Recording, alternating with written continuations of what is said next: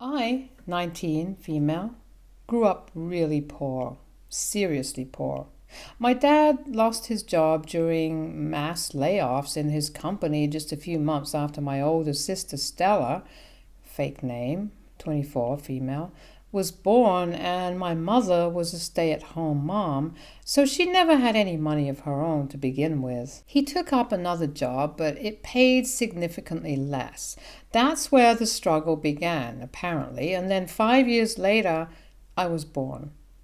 It was made clear to me from a really young age that I wasn't wanted in the family because I was an accident, and the only reason my mother had decided to keep me was because she believed that terminating the pregnancy would have been the wrong thing to do. So I was born into poverty, and I lived in a house where my parents had one room and my sister and I had to share the pull-out couch at night. To say that my family was toxic would be an understatement. Not just my parents, but also their relatives would treat me like a second-class citizen in my own house, so it never really felt like my own home. I tried hard to get them to notice me and be proud of me, but nothing was ever enough. Stella was the star, and she was the one who had all the hopes and dreams of the family pinned on her.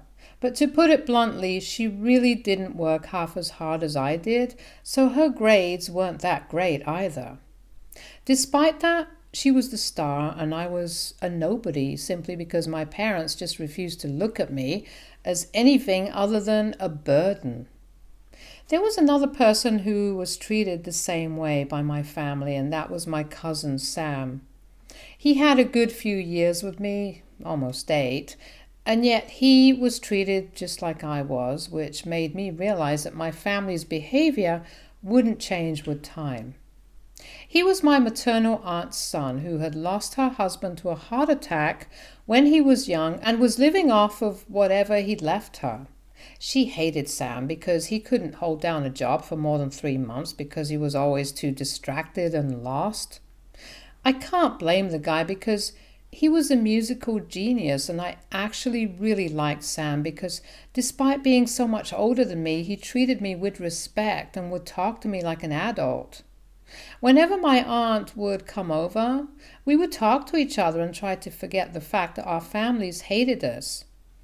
It was nice to spend time with him, and even though Stella didn't get us, she tried to be a part of our little circle as well. So growing up, it was the 3 of us, but eventually Stella started staying out with her friends from school more and we saw less of her. My mistreatment continued and even got worse when Stella was supposed to go to college and my mother realized that she'd have to attend her safety school because her first choice was too expensive. This was somehow my fault, and I got an earful because of that.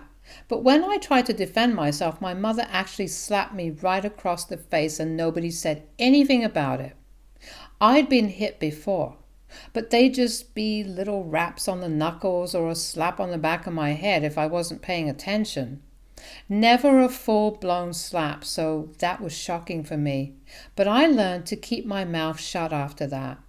I was 13 at the time, but I still haven't forgotten how that slap stung for hours physically and for days emotionally.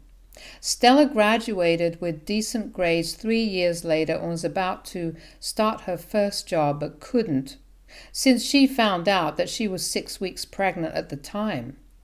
Unfortunately for Stella and her baby, the guy who was supposed to be the dad had graduated already and had returned to his country since he was a foreign exchange student. So her baby's father wouldn't be in the picture since she couldn't even find him because he'd blocked her as soon as she told him the news. Now she was going to have to raise her kid all on her own. At that time, I was 16 and was already working part-time jobs to contribute to the family, but when Stella moved back home pregnant, the pressure started building on me and my parents started treating me even worse. By then, Sam had already moved out. He'd graduated from college and was working at a restaurant to make ends meet. I'd keep in touch with him and would tell him all about my problems, and he'd try his very best to console me, but that's all that he could do because he had his own life as well. Finally, the baby came along, and a week after that, my mother actually snatched my niece away from me and told me that I didn't deserve to be around her since I was the reason Stella and her daughter had to be cooped up in the tiny living room. Because I had no shame and continued to live with them despite being told time and again that they didn't want me at all, that was the day that I finally argued back with my mother and told her that I had every right to live in that house because they were the ones who chose to have me. And she told me that similarly, she had every right to say whatever she wanted to me because she brought me into this world and raised me, even though I was an ungrateful brat. She said a lot of other crap that I don't want to repeat, but I knew that day itself that I just had to get out of that damn house somehow. So I packed whatever little stuff I owned and set out to go to Sam's place. He lived in a really small town apartment with a roommate and was surprised to see me there. But when I told him that I just couldn't go back anymore and that I couldn't take the mistreatment anymore, he didn't turn me away even though he knew it'd be tough for me. I left just 1.5 years of school anyway, and because I went to public school, it was free of cost and I could afford to leave my parents' home. It was difficult, I'm not going to lie. We had to live on a tight budget because there's only so much money that a waiter makes, and I was really worried about what I do for college as well since I had an aversion to student loans. But then, a week before I graduated high school, a miracle happened. And even when I think about it now, I feel like the universe was just looking out for me all along. Sam's grandparents, his dad's parents, had cut his mother off after his dad's death because of her nasty behavior, which isn't surprising because she is my mom's sister after all. And to retaliate, she denied them any right to keep in touch with or visit Sam. So he lost touch with him after his dad's death, which happened when he was really young, and he'd only been able to reconnect with his grandmother, who somehow managed to track him down with the help of her lawyer when she was on her deathbed. His grandfather had passed away a few years after his dad, and the only surviving member was his grandmother, who passed away eventually as well. They'd left him their house, all the money that they'd set aside for him throughout their lives, and a few other expensive items of jewelry. Sam inherited all of it and ended up with a crazy amount of money that neither of us had expected. Of course, he was really sad that he hadn't been able to properly reconnect with his grandmother until she was on her deathbed, but there was finally a solution to all our financial troubles now. We still continued to live frugally and tried to save as much as we could, but Sam took up the guitar again, and I started looking for colleges to go to, which also offered scholarships just to be on the safe side. My grades were great, so I was able to get into a good college, and I'm in my second year currently. I did get a scholarship, and I also have a part-time job as a tutor. Sam took music lessons for a year or so, and after playing a few gigs here and there alongside his waiter job, he managed to land a job as a music instructor at a fancy private school for much better pay. So right now, we're not exactly rich, but we're doing way better than we used to be, and I'm truly grateful for all the help that Sam has offered me throughout the years. He really deserves this, and more. I haven't kept in touch with my parents, but Stella and I never removed or blocked each other anywhere. We never spoke to one another either, though. She hadn't protested or even tried to get me to stay the day I left home, so I didn't think that I had anything left to say to her anyway. I was disappointed but not surprised because even though I did love her and she claimed she loved me too, she never really stood up for me. My niece is a little older than 3 and I've watched her grow on social media, but I haven't been back to see her in person. It was sad, but I'd come to terms with the fact that this is the most I'd get out of my family and had given up any hope of reconciliation. However, about 3 weeks ago, Stella reached out to me right after I posted that Sam had bought me a new phone. It wasn't very expensive, but it was my birthday, and my old phone was battered. So he got me a new one, and I was excited about it, and I decided to post it. I didn't expect it to get any reaction at all, but Stella did reach out to me to congratulate me. I thanked her, and I thought that would be it. But she struck up a conversation with me and was being really sweet, so I ended up talking to her for a while. I didn't want to admit it, but I had missed her and my niece, so it felt nice to talk to someone I'd grown up with and was used to. Sam was a great older brother, but our age gap was significant and he was also just really busy. I loved him, but I also missed my sister and did want to see her one more time. So when Stella asked if I'd be willing to catch up over coffee the next weekend, I agreed without thinking twice, and we met for coffee a couple of days later. She'd brought her daughter along, and I was thrilled to see her, as was my niece. We got to talking and had a nice time, but when it was time to go home, Stella teared up. That was a little concerning, and when I asked her about it, she told me that our mother was really sick and she'd been asking about me quite often. Even Dad missed me and asked about me several times a week. She told me that everyone at home wanted me back, but I wasn't convinced. I hadn't forgotten the way I'd been treated when I used to live with them and refused to be talked into going back. Unfortunately, right then, Stella played her trump card. My niece told me that she'd be glad if I came back and had dinner with the family just for one day. With tears in her eyes, she asked me to come back and at least give them one last chance. If not for their sake, then for my niece's sake, since she didn't want her daughter to grow up without knowing her wonderful aunt. She also mentioned that her daughter was having difficulty reading and feared that she was dyslexic, so she needed my help to tutor her since I'd always been a bright student, and she knew I'd tutor kids even in college. She insisted that her daughter needed help and that it means the world to them if I agreed to come back home with them. After a while, I couldn't just say no anymore, because Stella was trying really hard to get me to give them a chance, so I agreed to go home with her for dinner. She told me that they'd moved out of their old house and into a newer one, but didn't mention how she'd managed to buy an apartment so soon. She didn't tell me anything about her job either, which was weird, but I was too anxious about going back home for the first time to think about any of that. Stella didn't inform anyone at home, but when I arrived, my parents were acting like they'd been expecting me, which should have tipped me off. My mother had even brought out the nice crockery for me and was being very sweet to me, which felt really weird. After some small talk, she finally asked me about my phone and what I'd been doing all these years. So I told her that Sam had bought me the new phone, and currently I was in the second year of my third-year business degree, after which I'd start looking for a job.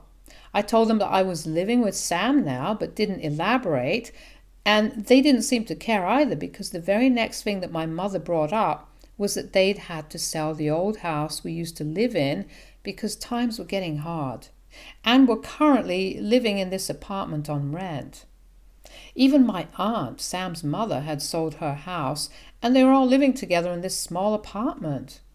I didn't say much to that, but she started telling me that now that my dad was close to retirement and they were burning through their savings fast, I could sense that she was building up to something and was about to take my leave when she finally stopped beating about the bush and told me that now, since Sam and I were making a decent living, we should consider contributing to their household to repay them for whatever they'd done for us. I didn't know what to say, and slowly I realized that this was just a way to get me to come back home for money. None of the things that Stella had said about my family missing me and wanting me back were true at all, and I'd been tricked. So I told them that I wouldn't be able to help and got up to leave, but my mother told me that I needed to stay for dinner. I insisted that I wasn't hungry and just wanted to get back home, but my mother lost her cool and told me that I needed to stay and pay them so they'd be able to make rent on time this month. She was really rude, and any trace of the extra sweet woman who greeted me at the door when I arrived was gone. I was really disappointed and decided to confront my sister and ask her if this was what she meant when she said that our parents really miss me. But Stella refused to even look me in the eye. Instead, my mother replied to that and told me that they really couldn't care less about me, but I had to pay them back for whatever they'd done for me throughout my childhood, and that she'd been the one who had told Stella to go meet me and get me to come back home so we could talk. She accused me of being selfish and told me that if Sam and I could afford to live on our own and buy fancy gadgets, my phone isn't even expensive, it's a mid-range phone with very basic features, then we had enough money to spare to help our families too. She told me that we owe this to them, and my aunt and dad told me that we had to arrange it by the end of this week. I was shocked by the sheer audacity of their demands and just snapped at them. I told my mother that I actually wished she and her entire family would get kicked to the street. Apart from my niece, of course, because the only thing she did wrong was that she was born to someone like Stella. My mom got mad and started cursing at me and even tried to slap me again, but I grabbed her arm midair and pushed her back with as much force as I could. She fell back onto the couch, and taking advantage of everyone's shock, I decided to make a run for it in the aftermath. I ran to the next bus stop and took the first bus I could get on.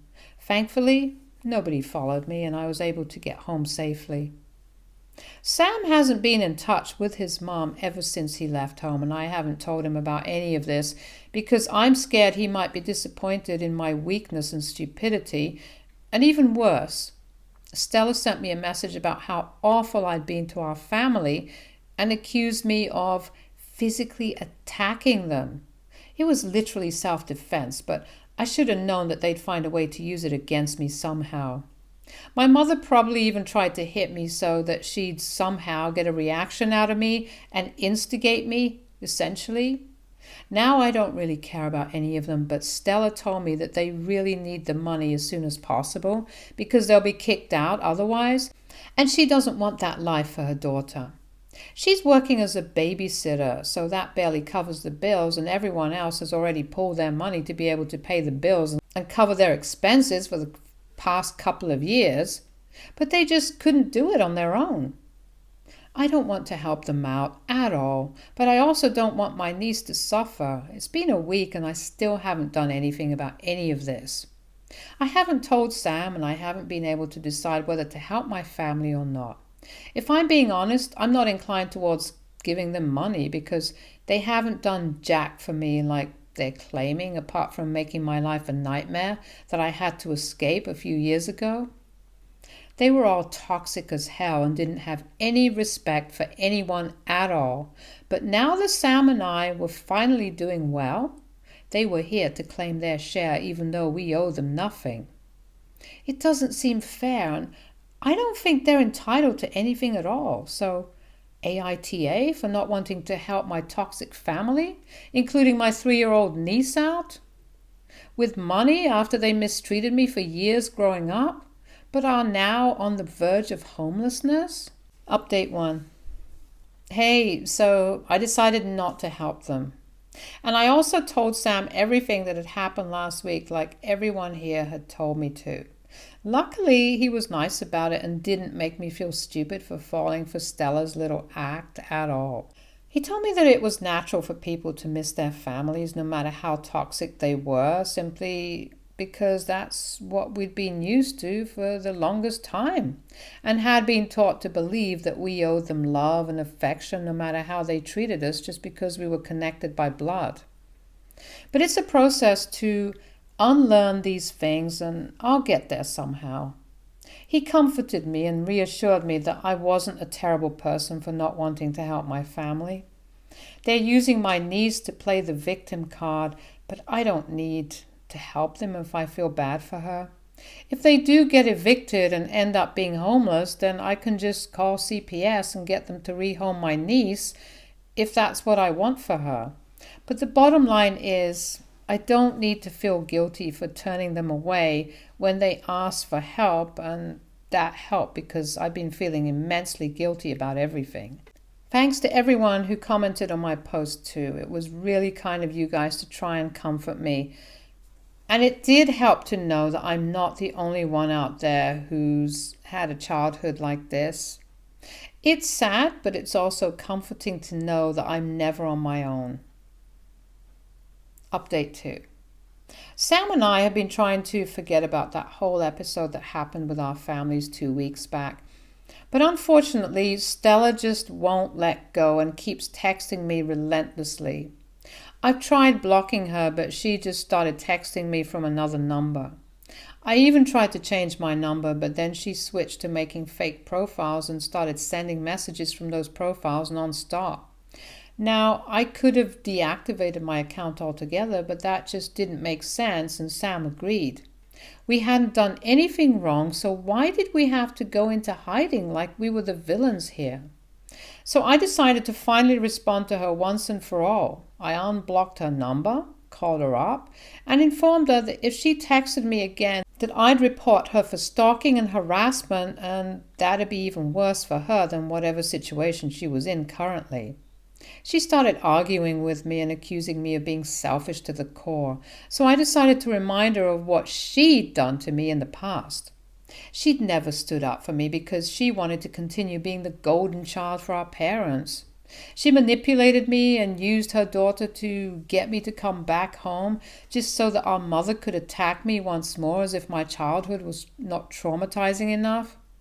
And as if that wasn't bad enough, she continued to text me and demand that I cover her and her family's rent when they hadn't ever done anything to help me and Sam out when we needed it. I told her to rot in hell and then disconnected the call, finally feeling a lot more relieved. She hasn't called me since then, and I hope it stays that way because I don't think I'd be able to stand it anymore. Update 3. Hey everyone, so this update is going to be very short because it's just some good news that I wanted to share. So Sam's organizing a musical for the school and it's going to be massive, which means there's going to be a huge raise for him now, and they might even make it an annual thing. He's told me there's already a lot of buzz about it among his students, so he's optimistic about the reception, and I'm thrilled for him. Fingers crossed, this opportunity will be the start of something great for both of us. As for my family, I don't know what became of them because they didn't bother to contact me, but thankfully, I found out from a friend who happens to know one of Stella's friends that she's given my niece to her to take care of for a couple of weeks. So I'm assuming they did get kicked out, but she had the good sense to put my niece in a safe environment before that happened. I've told that friend of mine to keep me in the loop about her, and I'm hoping that the poor girl doesn't have to suffer the way I did. I might try to do something for her once I graduate, but I don't know. For now, I'm just hoping that everything works out well. Stay tuned for more stories from Argo Relationships.